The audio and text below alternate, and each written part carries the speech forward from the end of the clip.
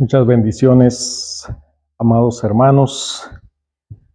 El mensaje en Zacarías capítulo 5, verso 5 en adelante y abarcando hasta el capítulo 6, verso 8. Estamos en las últimas dos visiones que el profeta Zacarías tiene durante esta noche que ha sido prolongada, una noche larga en la que él ve con la asistencia de un ángel del Señor acontecimientos que son y que serán con relación al pueblo de Israel, con relación al pueblo de Dios. Vamos a tener una palabra de oración. Amado Dios y Padre, te damos gracias porque eres un Dios bueno y tu misericordia es para siempre. Y gracias te damos, Señor, por lo que tú has revelado a tus siervos, los profetas, y que nos recuerda el Señor Jesucristo, que acerca de Él habló Moisés y los profetas. Es un privilegio de nuevo ver en el Antiguo Testamento cómo tú hablas a nuestros corazones. En el nombre de Jesús. Amén.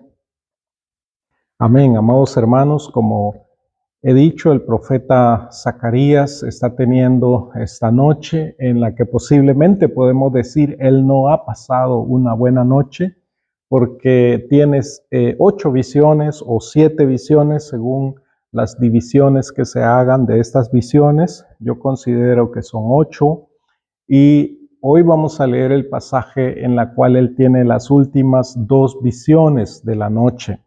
Una noche que ha sido larga, ha sido prolongada, entre las cuales Zacarías busca conciliar el sueño y de pronto, como en esta visión que leemos, el ángel le despierta y le vuelve a llamar la atención. Leemos ahí en el verso 5 de Zacarías capítulo 5 en adelante. Zacarías 5:5. Salió aquel ángel que hablaba conmigo y me dijo, alza por favor tus ojos y mira lo que aparece. Pregunté, ¿qué es esto? Y él dijo, lo que aparece es un recipiente para medir granos. Dijo además, esta es la iniquidad de ellos en toda la tierra. He aquí que se levantó la tapa de plomo y había una mujer sentada dentro de la caja, y él dijo, esta es la maldad. Entonces la arrojó dentro de la caja y arrojó la tapa de plomo sobre la abertura. Alcé mis ojos y miré, y he aquí que aparecieron 2 mujeres con viento en sus alas, pues tenían alas como de cigüeña. Ellas levantaron la caja entre la tierra y el cielo, y yo pregunté al ángel que hablaba conmigo, ¿a dónde llevan la caja? Y él me respondió, a edificarle casa en la tierra de Sinar, que es Babilonia, y cuando esté lista, será puesta allá en su lugar. Esta es la primera visión. Voy a hacer la lectura del otro texto cuando veamos la última visión de Zacarías esta noche. Y lo primero que vemos, hermanos, y en general el tema de este mensaje es que Dios va a juzgar la maldad de las naciones. Y vemos en la primera visión que la maldad es desarraigada de ahí donde está el pueblo de Dios, porque, hermanos, la maldad no corresponde al pueblo de Dios. Este es un asunto constante en la revelación de la palabra de Dios. Un pueblo como nosotros, como mirábamos el domingo anterior, una nación santa, un real sacerdocio, llamados para anunciar las virtudes del que nos llamó de las tinieblas a su luz admirable. Somos un pueblo, hermanos, a vivir una vida santa, como el que nos llamó es santo. Hemos de ser también nosotros santos en toda nuestra manera de vivir. Así que la maldad no corresponde al pueblo de Dios, es lo que nos va a mostrar esta primera visión. Hemos visto, es una visión gráfica, dije anteriormente que este libro de Zacarías es muy parecido al Apocalipsis. especialmente esta primera sección donde Zacarías mira estas visiones, estas imágenes. La imagen básicamente es de esta medida de un efa, es lo que dice el texto en el original, es un recipiente, una medida utilizada para medir granos, con una tapa, dice, de plomo y con la mujer encerrada que representa a la maldad. Cosas importantes, ¿por qué una medida para medir grano? Hoy en día tenemos muchas medidas también de peso, de volumen. En este caso estamos hablando de una medida de volumen, porque aparentemente las medidas de peso no eran muy difundidas en ese tiempo, pero la gente usaba una medida y con esa medida decían, bueno, esto es un efa de granos, de trigo, de lo que fuese, de cebada, y así medían las cosas. ¿Y por qué se relacionar una medida de este tipo con la maldad? Porque en el comercio, hermanos, hay mucha trampa.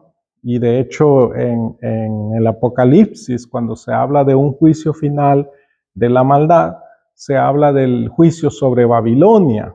No es casualidad que esta maldad que se encierra acá, que es arrancada, vamos a decir, de Judá, de Jerusalén, es llevada al norte, a la tierra de Sinar, nos dice el texto, que es la tierra de Babilonia.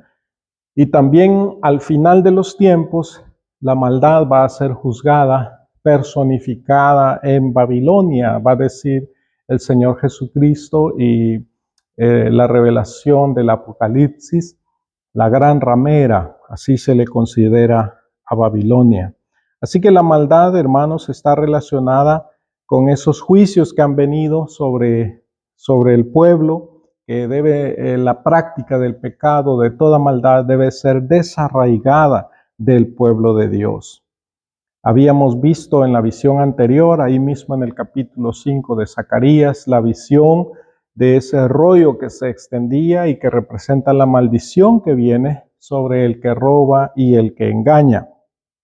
Así que el pueblo está siendo advertido de que la maldad, hermanos, debe ser desarraigada, porque la maldad no corresponde al pueblo de Dios. En el verso 6 hemos visto que esta medida representa la maldad o la iniquidad de ellos en toda la tierra. Y en el verso 10 pregunta Zacarías al ángel que le asiste, ¿a dónde llevan el recipiente? Y él contesta en el verso 11, a edificarle casa o templo en tierra de Sinar, en Babilonia, y cuando esté lista, será puesta allá en su lugar. La palabra edificarle casa se traduce y se entiende por el contexto en el que Zacarías y Ageo están escribiendo. Recuerden que el pueblo ha vuelto de Babilonia después de 70 años de cautividad. Ya tienen unos 15 años de estar acá en Jerusalén de regreso. Y ahora ellos están con la tarea, animados por Ageo y por Zacarías, de volver a edificar el templo. Ahora, a la maldad, dice, se le va a edificar una casa también, allá donde es llevada a esa tierra del norte en relación a Jerusalén y a Judá. Hay gente, hermanos, créalo usted o no, que le hará templo a la maldad. Por ejemplo, aquí hay en el Apocalipsis, hay un relato, una de las cartas a las iglesias que son enviadas, la carta que se envía a la iglesia de la ciudad de Pérgamo, le dice el Señor a la iglesia, yo sé dónde moras, ahí donde está el trono de Satanás. Y aunque no hay un acuerdo unánime acerca de cuál era este trono de Satanás, se coincide por lo menos en dos alternativas. La idolatría de este pueblo era grande, pero una de las opciones habría sido el altar de Pérgamo, que era un altar dedicado al dios mayor de ellos, que era Zeus. Por cierto, ese altar está aquí en Berlín, en la isla de museos, se le dice por ahí. En una ocasión, ya eso hace unos años, por allá por el 2012, estaba renovando mi pasaporte en Berlín y visité la ciudad. Dije yo, bueno, voy a conocer un poco la ciudad, planifiqué quedarme una noche y para conocer, pensé yo, pero estando ahí el Señor, en vez de ir a visitar museos o visitar la ciudad, Dios me dijo, vas a orar por esta ciudad. Y hermanos, es que hay mucha idolatría entre las naciones.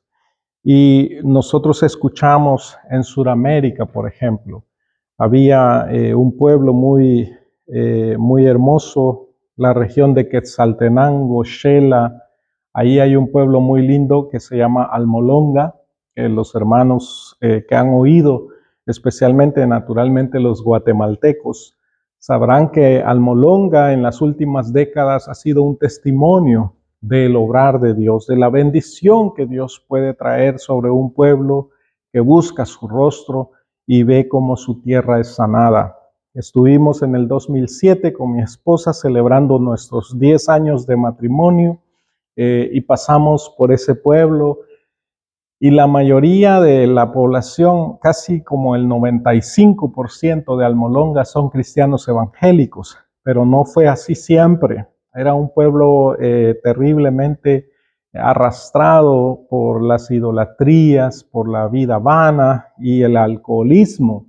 Y sin embargo, unas décadas antes, Almolonga se empezó a buscar el rostro de Dios, la gente se comenzó a convertir, muchas iglesias fueron plantadas ahí y la gente vio en la bendición de su trabajo, la abundancia. Eran famosas y son famosos esos vegetales enormes que se producían ahí. Pues los hermanos, cuando supieron que éramos pastores, nos agasajaron con regalos de verdura y yo les preguntaba cuánto va a costar esto. Decían, no hermano, es un regalo para ustedes. Sin duda el cariño, el amor sin conocernos, saber que éramos hijos del Señor y ellos compartieron con mucho cariño con nosotros. Menos mal llevábamos un vehículo y pudimos guardar en el baúl y después repartir con algunos conocidos de la bendición que Dios nos había dado. Pero es curioso que el año pasado escuchamos una alarmante noticia muy cerca de esta región en Quetzaltenango, de un lugar donde se estaba construyendo un templo para la Santa Muerte. ¿Puede creer eso usted? Así que hermanos, con pena hay que decir, realmente hay gente intencionalmente buscando los caminos de maldad. Así que no se extrañe que el texto nos diga acá que esta maldad que es encerrada, que es quitada, es llevada hacia un lugar donde se le va a edificar casa, donde se le va a edificar un templo, porque hay gente que lamentablemente adora la maldad. Pero la maldad, amados hermanos, no corresponde al pueblo de Dios. Por eso en la visión Zacarías mira cómo esta mujer que representa la maldad es encerrada. Por cierto, la mujer no tiene nada que ver con el sexo femenino, literalmente es solamente que el género de la palabra maldad en hebreo es femenino. Y para los que piensan en términos de feminismo y machismo, en el Nuevo Testamento, ahí en Segunda de Tesalonicenses 2, encontramos al hombre de pecado, así que ya se pueden estar tranquilos. No tiene que ver con hombre o mujer, sino que representa simplemente la maldad. Así que la maldad que no corresponde al pueblo de Dios debe ser quitada, debe ser desarraigada de nosotros. Y podrá pensar alguien, pero eso es un texto del Antiguo Testamento. Mucho cuidado, mire lo que dice el apóstol Pablo en Efesios 5, del 3 al 4. Pero la inmoralidad sexual y toda impureza o avaricia no se nombre más entre ustedes como corresponde a santos, ni tampoco la conducta indecente, ni tonterías, ni bromas groseras, cosas que no son apropiadas, sino más bien acciones de gracias. Eso debe abundar entre nosotros, acciones de gracia. Y en Colosenses 3, del 5 al 11, leo, por lo tanto, hagan morir lo terrenal en sus miembros, inmoralidad sexual, impureza, bajas pasiones, malos deseos y la avaricia, que es idolatría. Hagan morir, dice el apóstol Pablo, quítenlo de raíz. A causa de estas cosas, dice el texto en el verso 6 de Colosenses 3, a causa de estas cosas viene la ira de Dios sobre los rebeldes. Y por cierto, de esto va a tratar la última visión nocturna de Zacarías.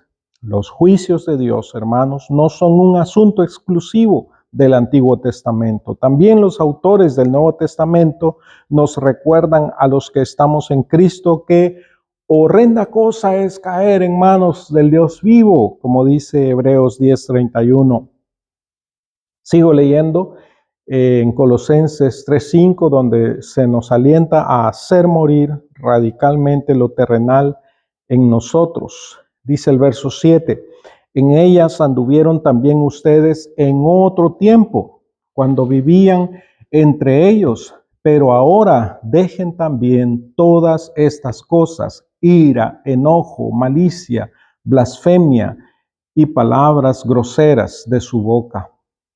No se mientan los unos a los otros, porque se han despojado del viejo hombre con sus prácticas y se han vestido del nuevo, el cual se renueva para un pleno conocimiento conforme a la imagen de aquel que lo creó.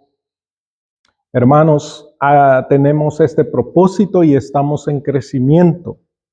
Somos nuevas criaturas. La resurrección de Cristo nos anuncia una nueva vida.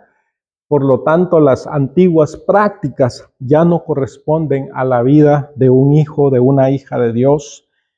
Cristo Jesús ya pagó por nuestra maldad y pecado.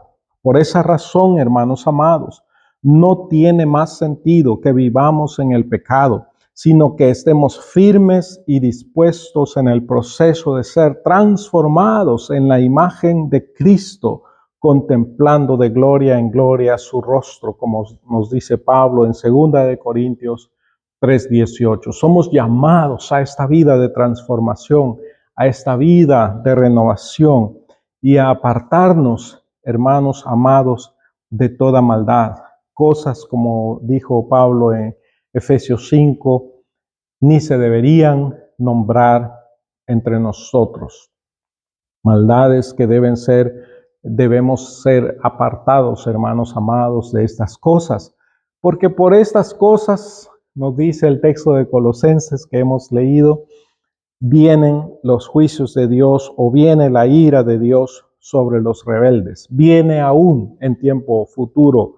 Se manifestará y es manifiesta la ira de Dios.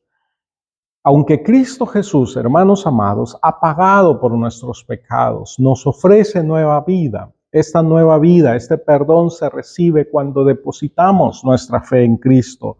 Pero si insistimos en vivir rebeldemente a la verdad de Dios, entonces nos vemos expuestos a los juicios del Señor. Y así pasamos a la segunda visión. Dios juzgará la maldad en su tiempo. Hay un tiempo en el que Dios va a traer a juicio la maldad. Leo el texto que está en Zacarías 6, del 1 al 8. Volví a alzar mis ojos y miré, y he aquí 4 carros que salían de entre 2 montes. Aquellos montes eran de bronce. En el primer carro había caballos rojos, en el segundo carro caballos negros, en el tercer carro caballos blancos y en el cuarto caballos moteados y bayos. Entonces pregunté al ángel que hablaba conmigo: Señor mío, ¿qué son estos? Y el ángel me respondió diciendo: estos son los 4 vientos de los cielos que salen desde donde están, delante de Jehová de toda la tierra. Los caballos negros atados al carro salen hacia la tierra del norte. Los blancos salen hacia el occidente. Una mejor lectura es: los blancos salen detrás de ellos, es decir, detrás de los caballos que han salido hacia la tierra del norte. Los moteados salen hacia la tierra del sur y los bayos o brillosos salen e intentan recorrer la tierra. Entonces dijo, vayan, recorran la tierra. Y recorrieron la tierra. Y aquí está la clave en el verso 8. Luego me llamó y me habló diciendo, mira, los que salen hacia la tierra del norte han aplacado mi espíritu en la tierra del norte. Así que estos carros, interesante que son cuatro carros alados por 4 colores o 4 caballos de diferentes colores, caballos en estos colores que se mencionan, representan, dice, al espíritu, a los 4 vientos, dice acá, los 4 vientos, que bien se puede traducir esa palabra, los 4 espíritus que salen, dice el verso 5, los 4 espíritus de los cielos que salen desde donde están, de delante de Jehová de toda la tierra. Así que vemos, hermanos, en estos 4 seres, 4 espíritus, 4 vientos, representados aquí por carros alados por diferentes caballos, sin duda para que nosotros diferenciemos, por lo menos 2 carros salen hacia el norte, otro sale hacia el sur, eso es claro, y un cuarto carro se queda rondando la tierra, dice, intenta rodear la tierra. En el Apocalipsis vemos 4 sellos, vemos 4 trompetas y 4 copas. Son 7, ¿verdad? Pero el énfasis en los primeros 4. Si ustedes leen los primeros 4 de los 7 sellos, 7 trompetas y 7 copas, verán que los primeros 4 son las ejecuciones directas de los juicios.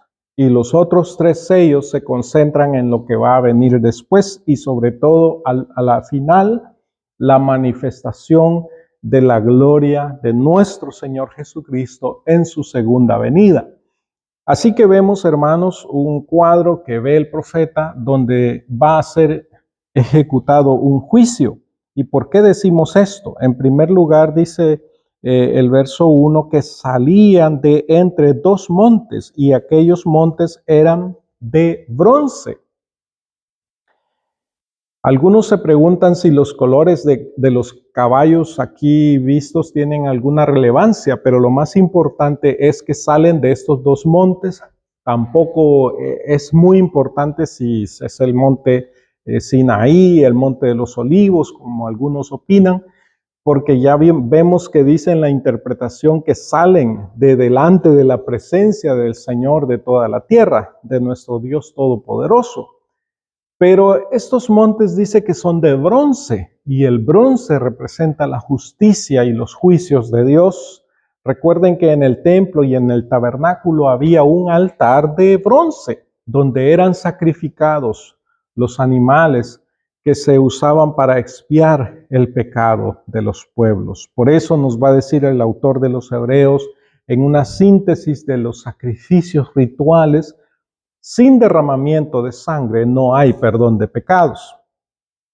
Por esa razón, Jesucristo padeció como el Cordero de Dios, como dirá Juan el Bautista, el Cordero de Dios que quita el pecado del mundo y lava a todo aquel que cree y le salva, le perdona, le justifica. Así que, queridos hermanos, los juicios están representados por estos carros e interesantemente, 2 de esos carros van hacia el norte, a donde se ha llevado la maldad a ejecutar los juicios. El otro va hacia el sur, probablemente representando a la nación de Egipto. Para los tiempos de Israel, en este tiempo era muy importante.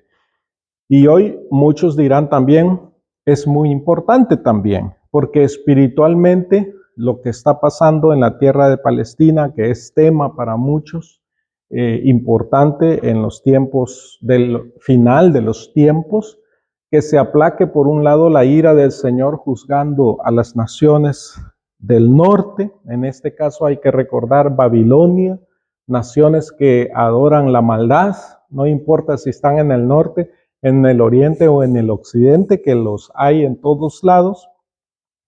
El punto, hermanos, es que los juicios de Dios van a ser ejecutados. y nada lo va a impedir, ninguna intervención lo va a impedir. Como a veces Israel pensó en los tiempos de los profetas como Jeremías especialmente, pensaron que Egipto les iba a dar ayuda en contra de la amenaza que venía del norte, pero tampoco ahí hubo ninguna esperanza. Así que cuando los juicios de Dios se ejecutan, hermanos amados, no tenemos más que observar lo que va a suceder. En el sentido, para nosotros como hijos de Dios, observarlo con alabanza, con gratitud, como entonan los ángeles en el Apocalipsis. Grandes y maravillosas son tus obras, Jehová, Dios Todopoderoso. Justos y verdaderos son tus caminos. ¿Quién no te temerá y glorificará tu nombre? Porque solo tú eres santo. Solo el Señor es santo y ejecuta juicios sobre la maldad. Así que conscientes de todo esto, hermanos amados, he dicho y repito una vez más, la maldad no corresponde al pueblo de Dios. Estamos viviendo tiempos difíciles, tiempos complicados. Leía recientemente un artículo en una revista de la Alianza Evangélica Alemana, una situación un tanto escandalosa que sucedió ahí en una iglesia evangélica de estas estatales, de las iglesias luteranas en la ciudad de Nuremberg. Ahí en la revista del año 2023, del 18 de octubre, el ejemplar número 42, se registra acá por la página 9. Está un artículo, está en alemán, y habla de blasfemia en un lugar de adoración evangélica. Ahí en la ciudad de Nuremberg, un artista dice, llega y él se viste con unas medias como de mujer, se pone con las piernas hacia arriba en el altar, parecido a este es como un pequeño altar, pero esos altares de las iglesias son más grandes, donde, por cierto, para nosotros la Biblia ocupa un lugar central en ese altar, no porque adoremos la Biblia, sino porque la entendemos como la palabra de Dios y la cruz. Así que este hombre, este artista, con sus piernas hacia arriba, bajo la cruz, empieza a hacer movimientos sexuales y se arma un escándalo, ¿no? Por ahí se escribe respecto a eso. Y el párroco ahí, el pastor de esa iglesia dijo, no, pues eso es así lo queremos, porque queremos ser relevantes socialmente a las nuevas generaciones. Cuando realmente, hermanos, por supuesto, hay críticas contrarias a estas cosas, pero es desastroso, hermanos, que estas manifestaciones se den en el contexto cristiano en nuestro tiempo. Pero muchos lo ven como normal, como incluso deseable, como dice este párroco, ¿verdad? De esa iglesia. Hermanos, eso no es correcto. Eso no debería estar sucediendo. Que la maldad es adorada, pero por favor, no por nosotros, los hijos de Dios. Que se quite como se ve en la visión, que se le vayan a hacer un altar a donde quieran, pero entre nosotros la maldad no tiene un lugar, hermanos amados. Por eso hagan morir lo terrenal en nosotros. Es una actitud radical hacia el pecado, en contra de la maldad. No podemos normalizar la maldad entre nosotros. A nosotros, hermanos, el Señor nos ha llamado a crecer en amor unos por otros, a crecer en santidad.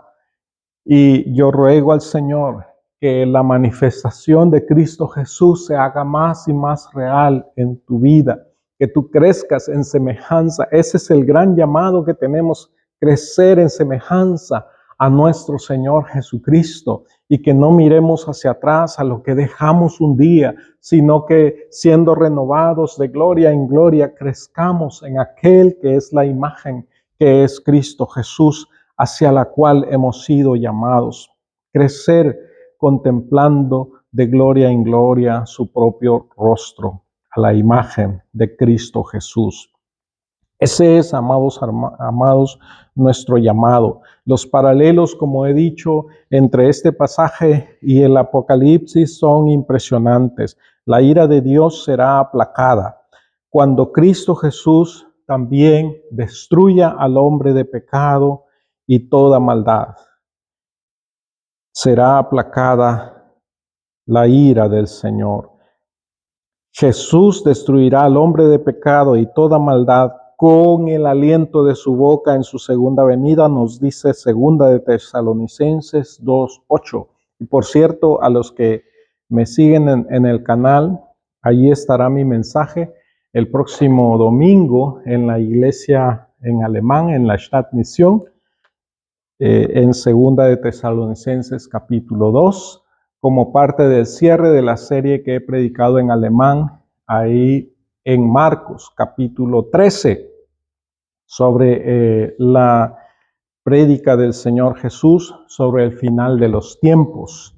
Queridos hermanos, esto aclaro es en alemán, pero en algún momento, si Dios lo permite, nos da vida y nos permite seguir sirviendo en Alemania, en algún momento escucharán ese mensaje también en español. Vamos ahí con la iglesia hispana, también en el Evangelio de Marcos, en otra de las series. Vamos avanzando, todavía no hemos llegado ni al capítulo 10, así que falta un poco. Pero queridos hermanos, les animo en el nombre del Señor a seguir creciendo, a seguirnos apartando de toda maldad, a seguir creciendo en santidad, a no desmayar, porque es una lucha constante. Quiero orar por tu vida, quiero bendecir tu vida y quiero animarte a no desmayar, a seguir aferrado a la palabra del Señor cada día. La palabra del Señor dice: ¿con qué limpiará el joven? Pero no solo el joven, sino el niño y el adulto y el anciano. ¿Con qué limpiaremos nuestro camino? Con guardar tu palabra. En mi corazón, dice el salmista, he guardado tus dichos para no pecar contra ti. Allí está, hermanos, la clave. El Señor Jesucristo ya nos justificó. El Señor Jesucristo ya nos hizo santos. Por lo tanto, vivamos en esa vida renovada a la que el Señor nos llama. Oremos. Amado Dios y Padre, gracias te damos por tu amor, por tu bendición. Gracias por tu palabra santa, Señor, que es como plata, como refinada, Señor, en horno de piedra y purificada. Y esa palabra, Señor, es de la que el Señor Jesús oraba, su palabra que Él nos habló, la palabra que tú nos hablaste y que habla de Cristo Jesús.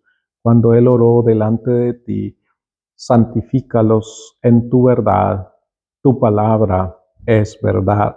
Queremos ser santificados, Señor, por tu santa palabra, conocerte cada día más y reflejar la gloria de tu imagen. Porque como escuchamos anteriormente en otro mensaje, Señor, somos ese pueblo escogido por ti, llamados para anunciar tus virtudes, pues tú nos llamaste, Señor, de las tinieblas a tu admirable luz. Te damos gracias, te damos alabanza y gracias por el privilegio de compartir este mensaje con mis hermanos que no pudieron estar presentes este domingo en la iglesia de Duisburg. Les bendecimos y oramos para que les sigas guardando y bendiciendo en todo lugar donde están, pero también a nuestros demás hermanos que escuchan este mensaje, que pertenecen a otras iglesias, tanto en Europa como en América o en cualquier lugar donde tú les tengas. Les bendecimos y rogamos que les fortalezcas en todo tiempo y les des fuerza, coraje, valor para seguir adelante anunciando la resurrección de Cristo Jesús, que nos ha llamado, Señor, de las tinieblas a tu admirable luz, que nos ha dado esta nueva y maravillosa vida en la cual podemos vivir para la gloria de tu nombre, para testimonio de aquellos que aún no te conocen. Te bendecimos, te alabamos, Padre, y te damos gracias en el nombre de Cristo Jesús. Amén y amén.